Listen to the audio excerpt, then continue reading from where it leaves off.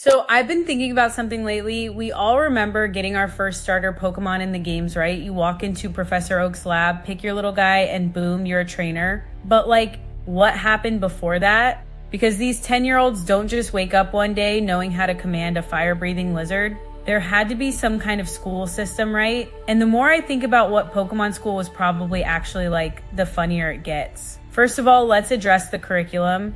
What exactly are they teaching at these schools? Because from what I can tell, it's like half normal school subjects and half here's how to not die when a Charizard gets mad at you. You've got your basic classes, history of the Pokemon world, battling theory, type advantages, all that stuff.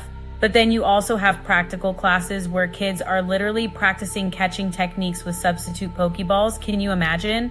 Okay, class, today we're going to practice throwing Pokeballs at this cardboard Pidgey. Remember, aim for center mass. And there's always that one kid who's just absolutely terrible at it, just chucking balls everywhere, hitting other students. That kid definitely did not become a Pokemon master. But here's where it gets really good, type training.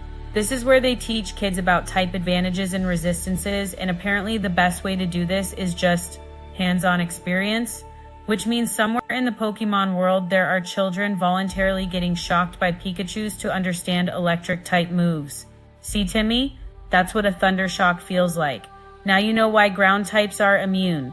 And Timmy's just standing there with his hair standing straight up like, I could have just read about this in a textbook. But no, experiential learning is very important apparently.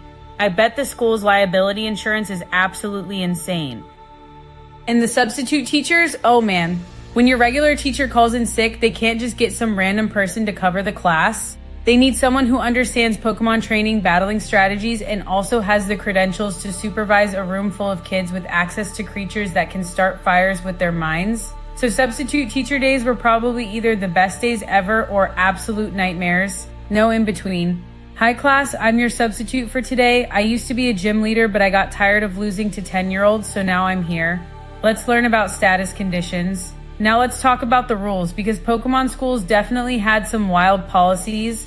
Unauthorized battles were absolutely a thing that got you detention. Which makes sense, right? You can't just have kids battling their Pokemon in the hallways between classes. That's a safety hazard. That's how you end up with scorch marks on the ceiling and a hole in the gym floor. So there were definitely kids who got detention for sneaking off behind the school to have Pokemon battles. And honestly, those were probably the cool kids. The rebels. Yeah, I got detention for having my Wartortle battle, Jenny's Ivysaur in the parking lot. Worth it. And speaking of school policies, can we talk about the cafeteria situation? Because this is something that has bothered me for years. What exactly are they serving in Pokemon school cafeterias? Are there Miltank burgers? Is it Taros? Are we eating Pokemon? Because the games and anime are very unclear about this, but someone's got to be running that cafeteria and they're serving something. Maybe it's all plant-based and they're using oddish leaves and cherry berries. Or maybe it's way darker than we thought and there's a whole Pokemon food industry we don't talk about. Either way, lunch period at Pokemon school had to be interesting. Hey, trade you my orange berry for your face. Is that a Slowpoke tail? Where did you get that? Don't ask questions.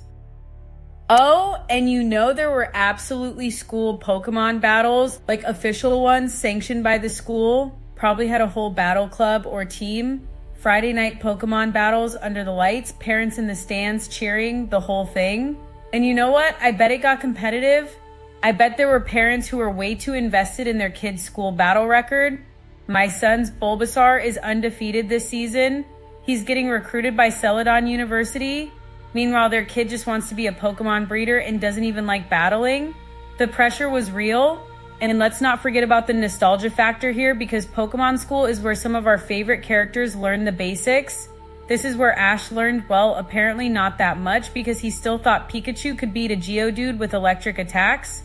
But still, this is where it all started. Gary was probably the kid who always had his hand up, always knew the answer, always had the newest Pokedex model.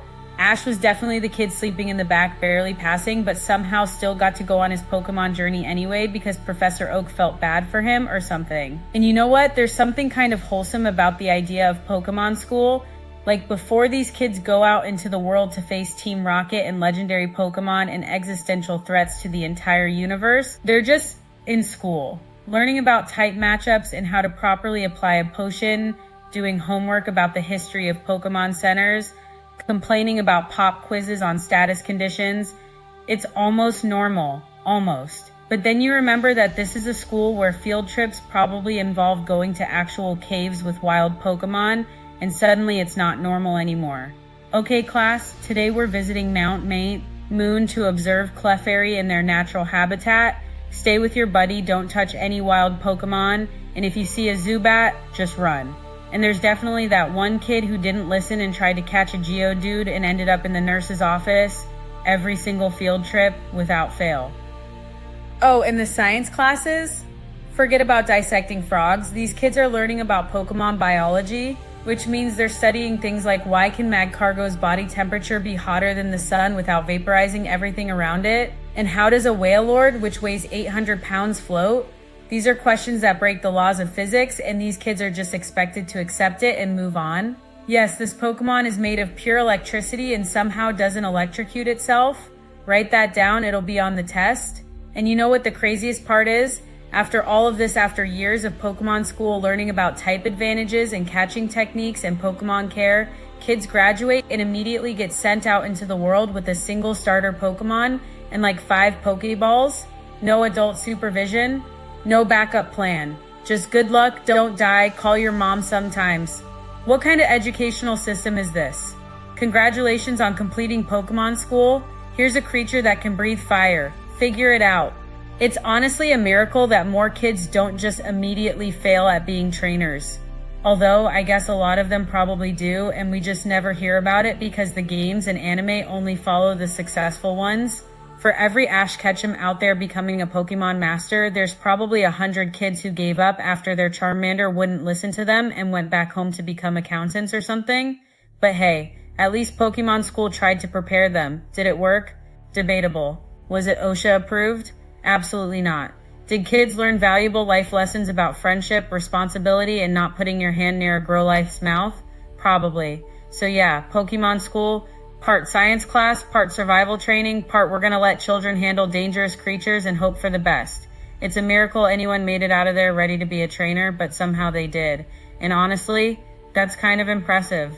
These kids went through years of getting shocked, burned, and probably tackled by various Pokemon, all in the name of education. They earned those starter Pokemon. We'll stick around for the best Pokemon channel that exists, I guess. I mean, probably anyways.